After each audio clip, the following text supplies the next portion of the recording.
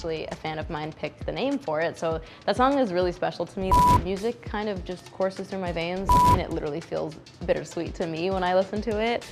And let's say I'm done crying, but baby, I don't lie like you do. I named the album Locket. I actually picked the name before the album was done, which was really nice, and I didn't have to stress out about that afterwards, which is usually what I do. So I wanted it to be something that was tangible. I knew that. I knew it was something that I wanted to actually be able to hold physically. Don't know why, but I really wanted to do that. And then I was thinking of things that could be close to your heart, things that have meaning. I love vintage stuff, so I wanted to do something that had a little bit of a vintage sort of aesthetic when you think about it, and Locket just came to mind, and it was amongst a list of probably 30 other items that could have potentially worked, but it was the one that really felt perfect since the jump. Bittersweet was like the last thing that we finished on the album, really. It was a very late edition, and it was a song that I was just needing desperately to write something. I was going through everything you hear on the song, and I was like, my album's already done, I can't write about this. But then luckily I had people that were like, no, come in the studio, you can do it with us. And we made it, and immediately I was like, this feels so moving and it feels so real. And I wanted to also figure out a way to write a song about something, you know, so emotional like that, but then also have it feel hopeful in a way. And I think Bittersweet does that in a really awesome way, and it literally feels bittersweet to me when I listen to it. And that was my goal with it. It was like, how can I write something that feels sad, but still, for some reason, you want to like spin around in your room, you know? Right now I'm bittersweet. The music video was really, really fun to film.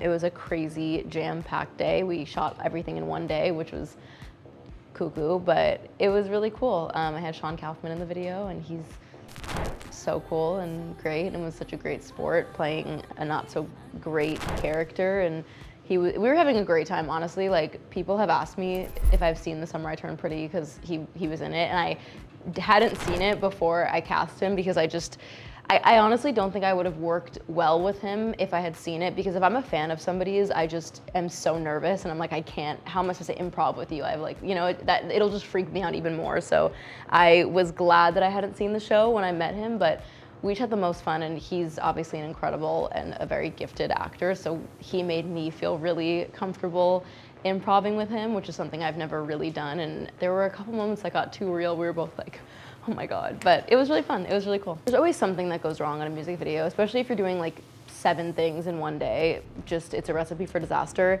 And with Bittersweet, there was some miscommunication that happened where I thought I was shooting the camera crew scene, which if you watch the video, there's like a whole scene of me leaving the house with the camera crew. Production thought we were shooting the parade float scene, and they were 2 different outfits originally. So when I pulled up to set and there was this parade float there and all these extras, I'm like, this is not what we're supposed to be shooting right now. So then I had to rush back to the trailer and change. And the reason that was so annoying was because this shot was at like 5, 6 p.m. So then the sun started setting. So once we were on the parade float, every shot looked extremely different because the sun was setting. So if you watch the music video now back, you will see that in the parade, suddenly it's darker and lighter in some shots, and that's because we messed up. But it was actually surprisingly like an easy day, considering we packed so much into it. It was not too bad. I think with my last album, Silence Between Songs, I really learned that, because I wanted to write about my brother. I wanted to write about my experience in the industry. Like, there were so many things that I knew I wanted to write about, but then there was also things that I, in theory, would be down to write about, but also was like, I don't know that I'm ready. I don't think that it's right. There was a couple concepts that I wrote and I still love to this day about very specific things that have happened to me that, I don't know, I just decide against releasing them for whatever reason. I'm unsure, but it is really a decision, and I think that it feels good going in there and being able to say, I want to talk about this, because it can be really healing and it feels really good. And sometimes people will ask me if, when I write a song and then I have to then perform it for like years later, and you see people out there, they're like, is that triggering? Is it opening up that wound like over and over again? And I always say that it's just completely reframing and reassociating what I've been through. Like, whatever led me to write Reckless, I don't think about that when I sing Reckless anymore. I think about the fans looking at me screaming, I hope you both go to hell. Like, that's what I associate with Reckless now. And so I think it's actually the best opportunity for me to, reassociate these memories. I'm gonna say about all of them, but I love Complexity so much. This is like one of my favorite songs on the album. All of my fine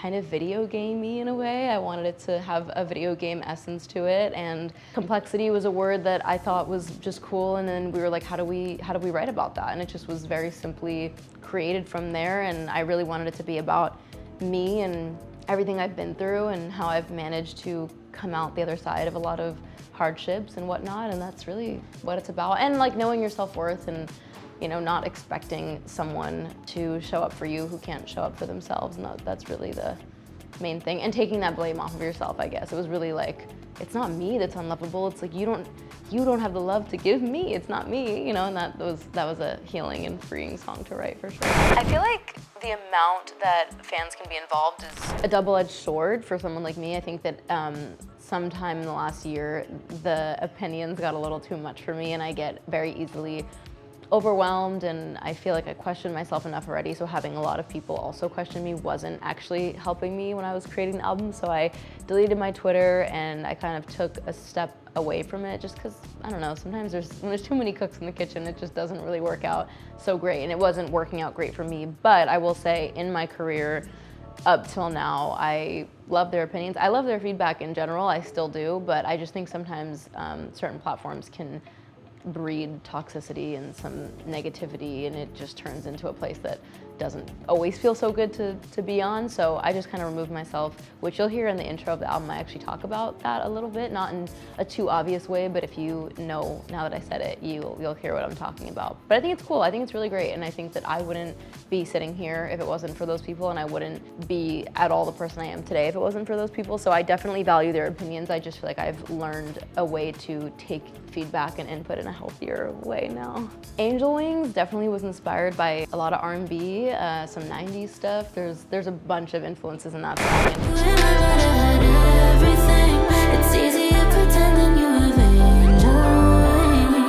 Luxurious was like a big reference for Angel Wings. Actually, a fan of mine picked the name for it, so that song is really special to me, like not only sonically, lyrically, whatever, but when I was in the studio, Angel Wings was another later addition, and I was like, guys, I'm so stumped, I don't know what to do. And so I literally tweeted, I was like, can someone give me a name? And one of my fans said Angel Wings, and we already had this concept that was the lyrics were dead to me. And I was like, dead to me, Angel Wings, I feel like I can make this work. And so we drilled it home, and then I did a photo shoot for my album for the cover art. And of course, the only images that we took on this photo shoot outside where potential paparazzi or someone would notice me was me wearing these gigantic angel wings, and these photos got leaked. And so months and months before my album was even announced, they had these angel wings photos, and I was upset at the time because of course I just was like, a leak, I'm so annoyed. But it ended up working out because I feel like it's the song that they had a sort of inkling before I announced it that there was something angel related because of the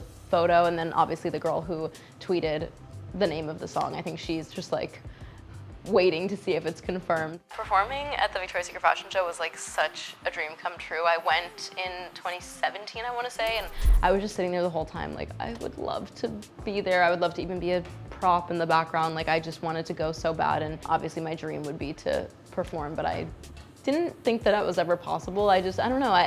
I know such iconic people have been on that stage, so I guess I was like, okay, yeah, cool, I'll keep dreaming. But I was shook and very honored when they reached out and wanted me to do it, and then especially shook when they were like, oh, and we want you to open the show. I was like, okay. Step inside my mind, you can see the shrine, got you on my walls, believe it. But yeah, it was very surreal. I got to meet so many of the girls and the models and the other performers, and just what a dream come true. I wrote Bad Enough with Leroy Clampett and Lucy Healy. This song has definitely been one of the favorites since the album was made. But it's not bad enough to let my baby go.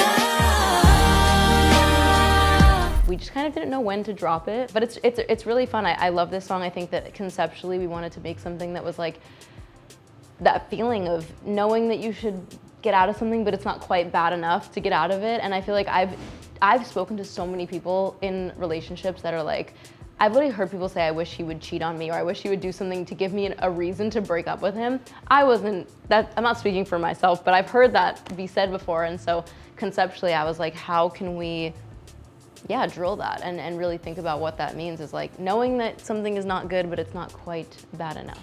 I feel like with this era, No hate to any of my previous eras, but I tried to think everything out a little bit more, and I tried to be very methodical with everything, and even down to the vinyl, making sure that we had some sort of like gatefold and designing it in a way that felt more elevated. I wanted to take their notes from the last album cycle and apply them, because they were like, we want this, and so I feel like we did that this time. I honestly pull inspiration from so many different worlds and genres. I feel like for my last album, everything was really heavily like 60s influenced, and I love the Beach Boys, I love the Beatles, whatever. There's such a long list of people that I pulled influence from that album. And then for this one, I feel like I was really pulling inspiration from Gwen Stefani and Ariana Grande and Imogen Heap. There's so many people that I was super into. Daft Punk. The list is very, very long. But yeah, I don't know. Music kind of just courses through my veins. So I think that it makes up every corner of my personality, my music, and yeah, it all bleeds together. And I'm very thankful to everyone that has made me the musician I am today.